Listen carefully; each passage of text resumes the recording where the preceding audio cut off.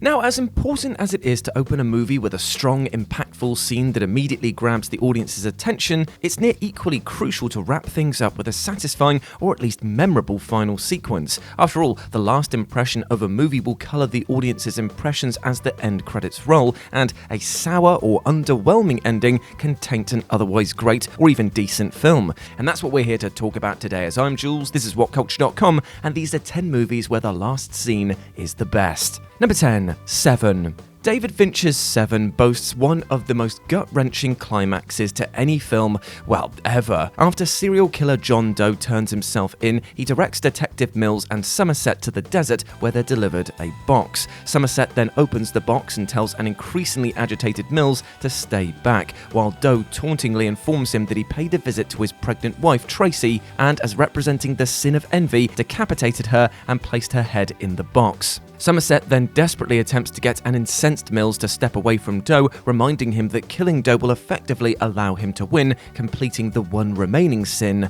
wrath. But an enraged Mills promptly shoots Doe numerous times, ending the film on a jaw-droppingly bleak note, before Somerset signs off with the unforgettable quote Ernest Hemingway once wrote, "The world is a fine place and worth fighting for." I agree with the second part. We then abruptly cut to the end credits, and that's all she wrote. It's an ending that, while totally shocking and maybe possibly edgy, so perfectly ties the movie's themes up in a neat, if brutal bow. Number 9. Whiplash. The electrifying Whiplash is such a deliriously energetic film from the get-go that it didn't seem possible for the director to maintain that tempo all the way to the finish. But alas, he did. The director ultimately delivered what might be the most anxiety-inducing musical performance seen in cinema history, as doggedly determined jazz drummer Andrew faces off against his furious former instructor Terence Fletcher, who Andrew got fired for his abusive behaviour. In revenge, Fletcher intentionally leads the band in a song that Andrew doesn't know. But after initially losing his cool, Andrew returns to the stage and takes control of the band, leading them in a rendition of the classic jazz piece, Caravan. Despite his initial anger, Fletcher continues to conduct, and after Andrew nails his performance, he decides to keep playing with a stunning extended drum solo, which Fletcher can't help but nod in approval of. Andrew finally finishes, his brilliance seemingly cemented, and we abruptly cut to black. The end. By way of the joke-incoming drum-tight direction, astounding Oscar-winning editing, and stellar performances from both Miles Teller and J.K. Simmons, it's a more exciting and emotionally rewarding final battle than you'd see in just about any action or superhero movie. That the film ends so suddenly too is shrewd in leaving the audience to ponder on both the nature of Andrew's success and the effectiveness, or not, of Fletcher's tyrannical teaching methods. Number 8. The Breakfast Club. It's astoundingly fair to say that not everything about John Hughes' 80s classic The Breakfast Club has aged spectacularly, but for as long as human beings exist, there will be many who love that simple mind-scored ending. As the titular group's detention session comes to an end, they ponder whether their shared bonding experience will let them see each other in a new light, or if they'll simply revert back to the before times. As Don't You Forget About Me plays out, the various members of the group make their tender goodbyes and go their separate ways, all while Vice Principal Vernon reads their completed essay which admonishes him for his already set opinions of who they are. And then of course it ends with John Bender walking across the football field and triumphantly pumping his fist in the air, resulting in the rarest of things, a freeze-frame ending in an 80s movie that somehow isn't totally cheeseball. It's a scene so inherently iconic on its own merits that even those who've never seen The Breakfast Club will associate that Simple Minds song with that fist pump. Number 7. Halloween 1978. John Carpenter's original Halloween is a mesmerizing exercise in tension and economy, as is evidenced no better by its speedy yet riveting final scene. As Michael Myers makes one final attempt to kill Laurie Strode, she's saved by Dr. Loomis, who shoots Michael 6 times, knocking him off a balcony to his apparent death. But after momentarily tending to Laurie, Loomis peers over the balcony to find that Michael has disappeared, much to Laurie and Loomis's collective horror. Carpenter then ends the film with an eerie montage of various houses around Haddonfield, accompanied by the sound of Michael breathing, his true whereabouts completely unknown. Though Carpenter's film is packed with unforgettable sequences, especially its stunning opening, that ending so perfectly encapsulates what Michael Myers was initially supposed to be, a motive-devoid force of nature who can be anywhere at any time. The sequels quickly went on to portray this idea, of course, but on its own terms, Halloween has a basically faultless ending for its story that it's trying to tell. Number 6. There Will Be Blood.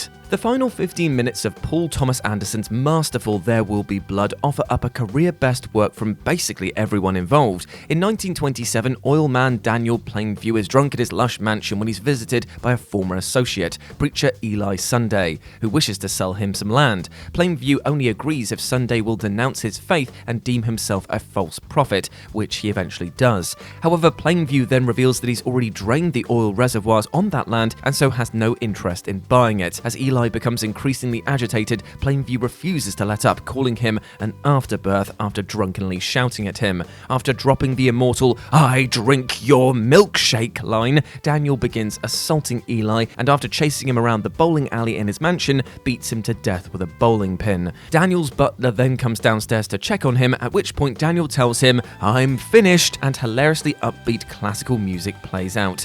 There are many scenes in Anderson's film that could compete for the best of the lot, but the climax so brilliantly pays off this movie's themes: greed, ambition, power, the American dream in one blisteringly intense and totally unexpected final confrontation. Daniel Day-Lewis likely already had the Best Actor Oscar won by this point in the movie, but that final scene, well, that was the absolute clincher. Number 5, Another Round. Thomas Vinterberg's terrific Oscar-winning drama Another Round centers around 4 Danish high school teachers who partake in an experiment to start drinking on a daily basis to see how it affects their personal and professional lives. Predictably, things soon enough get messy. The film ends with one of the 4 men, Tommy, drowning at sea, and in the final scene, the 3 remaining friends decide to join a large group of students on the harbour as they drunkenly celebrate their graduation. The glorious sequence culminates in a tipsy Martin performing a lively balletic dance to Scarlet Pleasure's peppy pop tune What a Life, with Mikkelsen, who himself has a background in ballet, getting the opportunity to showcase his fantastically acrobatic skills.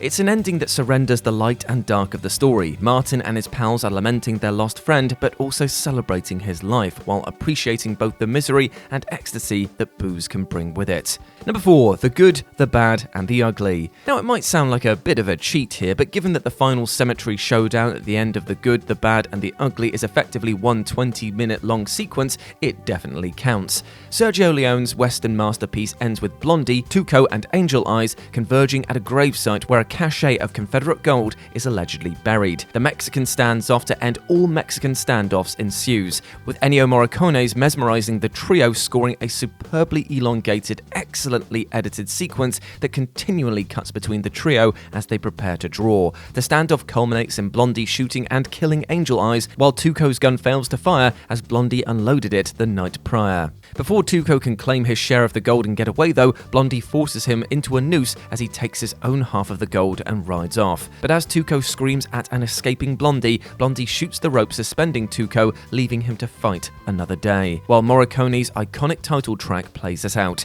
It's an ending that makes no missteps. The direction, performances, score, cinematography, and overall atmosphere are all pitch perfect, ensuring that it popularized the very concept of the Mexican standoff amongst viewers. Number 3, Requiem for a Dream. The final 20 minutes of Darren Aronofsky's unremittingly bleak addiction drama are an absolute horror show, setting all the central characters up to fall prey to their various addictions. But it's the devastating final 3 minutes which so brilliantly sew everything up into an unforgettable feel-bad bow. Heroin addict Harry wakes up in a hospital to find that he lost his arm due to gangrene from injecting heroin. His pal Tyrone is left to go through withdrawal in prison. Harry's mother is near vegetative after receiving electroshock therapy to treat her amphetamine-induced psychosis, and Harry's girlfriend Marion pimps herself out to feed her heroin addiction. As the characters all curl up into the fetal position wherever they are, Harry's mother imagines herself winning her favourite game show whilst celebrating with her successful son Harry. The end. It's one of the most gut-wrenching sequences you're likely ever to see, but also not merely depressing for its own sake. In a film entirely concerned with the destructive power of addiction in all forms, anything less than a completely levelling outcome would have actually felt dishonest. Number 2, Call Me By Your Name.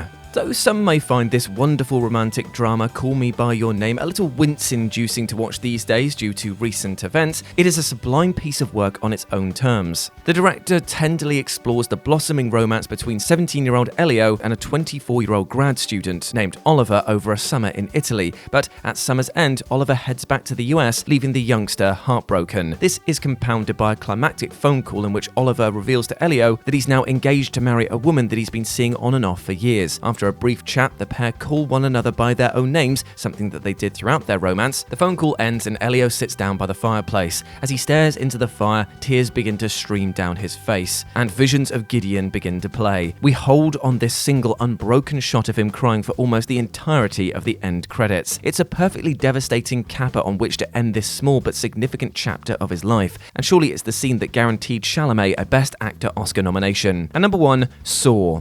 James Wan's Saw may constantly be wrestling against its evidently low budget and somewhat uneven performances, but it cemented its legacy as a word-of-mouth hit thanks to a game-changing ending not a single solitary soul saw coming. After spending the entire film locked inside the Jigsaw killer's grotty bathroom, Adam manages to overpower and kill his apparent captor Zepp, but as Adam searches Zepp's corpse for a key to his chains, he finds a tape recorder, revealing that Zepp too was a participant in the real Jigsaw's game, and simply playing out one part in order to receive the antidote to a poison that was coursing through his own veins. At that moment, the apparently dead body that's been laying in the middle of the bathroom floor stands up, revealing that he was in fact alive the entire time and is indeed the real Jigsaw, a cancer-riddled patient of Gordon's called John Kramer. A shell-shocked Adam then attempts to shoot Kramer, only to be given an electric shock and left trapped in the pitch-black bathroom by Kramer, who seals it shut and tells him game over on the way out. Anybody who says that they saw this twist ending coming is straight up lying, but it was certainly a conversation starter which got everybody telling their friends that you will never guess how this ends.